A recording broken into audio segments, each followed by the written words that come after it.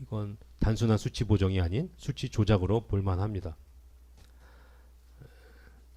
그러나 앞서 말한 바와 같이 비공표용 의뢰 여론조사 중 이 법원이 인정하는 것은 초기 첫 번째, 두 번째, 세 번째 조사에 국한되고 해당 여론조사에 관해서 의뢰, 조사 실시, 관련 설명, 과정이 자료 공유 등 과정이 계속 이루어지는 여러 정황들을 충분히 설명을 했기 때문에 그런 정황들이 충분히 나타나기 때문에 뭐 결과가 좋지 않았다고 해서 유리한 것이 아니라고 볼 수는 없습니다.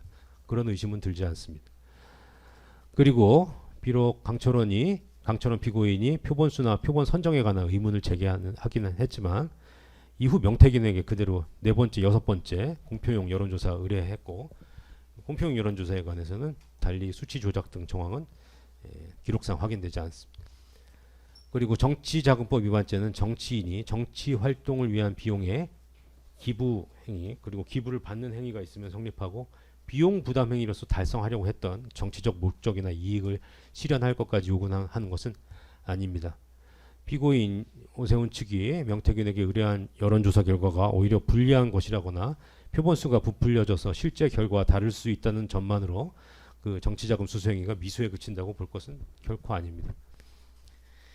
그리고 당시 명태균 씨가 비공표 조사에 관해서 표본수를 부풀려 조작한 부분은 확인이 되지만 이 사건에서 확인되는 오세훈 피고인 관련된 조사 결과에서는 모두 나경원 씨에 비해서 열세인 결과가 나타났고 이런 결과는 당시 명태균 씨가 2020년 10월부터 창원에서 서울로 올라와 중앙정치계에 진출한 이후 자신의 초기 입지를 다지는 과정에서 오세훈 피고인 측뿐만 아니라 김종인, 지상욱 씨 쪽에 검증도 함께 받아야 했기 때문에 오세훈 피고인 측의 요구만을 충족하기 위해 나경원 씨를 현저히 앞서는 과격한 그런 여론 조작을 섣불리 행하기도 어려웠을 것으로 보입니다.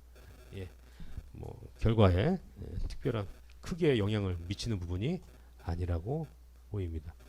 따라서 이 비공표 여론조사 결과가 뭐 심하게 조작 왜곡되었다고 보기는 어렵습니다. 어쨌든 이러한 여러 사정에 비추어서 오세훈 강철원 피고인의 주장 받아들이지 않습니다. 이제 판결을 선고하면서 주문을 낭독하기 전에 피고인들에 대한 양형 이유를 설명하도록 하겠습니다. 간단히 설명을 하겠는데 피고인들 일어나세요. 오세훈 피고인에게 대해서 설명합니다. 정치자금 부정수수 범죄는 1인 1표 기회균등 원칙에 따라 금권의 정치적 영향력을 배제함으로써 민주정치를 건전하게 발전시키는데 그 처벌 목적이 있습니다. 이 사건에서 부정수수된 정치자금, 즉 피고인이 김한정으로부터 대납받은 것으로 인정되는 여론조사비 액수가 2,100만 원으로 결코 작지 않습니다. 여론조사 의뢰행위와 비용 납부 과정을 은밀히 감추어 공직선거법상 금지된 후보자 의뢰 여론조사의 공표 보도를 실현하려는 목적도 결부되어 있었기 때문에 죄질이 좋지 않습니다. 이 사건 범행 전까지 피고인이 단연간 국회의원, 서울시장 등을 역임하면서 정치자금법의 입법 취지나 내용을 잘 알고 있었음에도 범행을 주도했고 이 사건 재판 과정에서 선뜻 수긍하기 어려운 여러 주장을 펼치면서 책임을 제대로 인정하지 않는 태도를 일관하고 있습니다. 다만 이 사건 범행은 서울시장 후보자 선출을 위한 당내 경선을 위한 것이라는 점, 2021년 1월 22일부터 2월 18일까지 약 한 달간 비교적 짧은 기간 안에 이루어졌다는 점, 이후 오세훈 피고인이 더는 명태균 씨와 직접적인 접촉이나 관계는 이어가지 않은 것으로 보이는 점을 유리한 정성으로 참작합니다.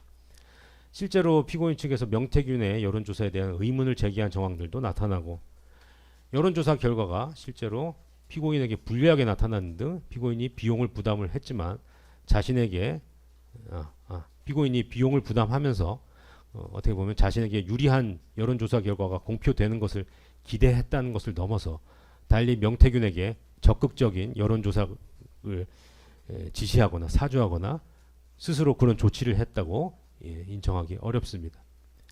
그리고 본인들이 비용을 대납시켜서 행한 여론조사 결과가 당내 경선 또는 이 사건 선거에 미친 영향도 크지 않아 보입니다.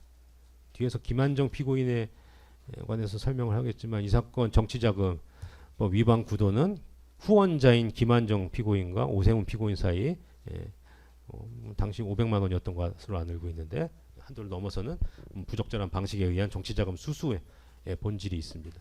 그에 관해서 달리 뭐 대가관계라든지 청탁성 명목은 결부되어 있지 않은 것으로 판단됩니다. 그리고 피고인에게 아무런 범죄 전력이 없다는 점 등을 참작해서 피고인에 대해서 징역형을 선고하지 않고 벌금형으로 처벌합니다.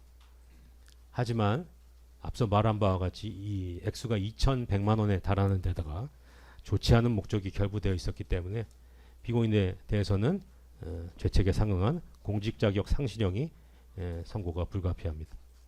강철원 피고인에 대하여 오세훈 피고인의 선거 캠프를 총괄하면서 의뢰 발표 여론조사 발표 매체로 머니투데이를 소개해주는 등 가담 정도가 가볍지 않습니다. 오랜 기간 정계에서 활동하면서 최측근으로서 범행 불법성을 잘 알면서도 가담을 했고 오래전 부패 범죄로 인한 징역형 전력도 있습니다.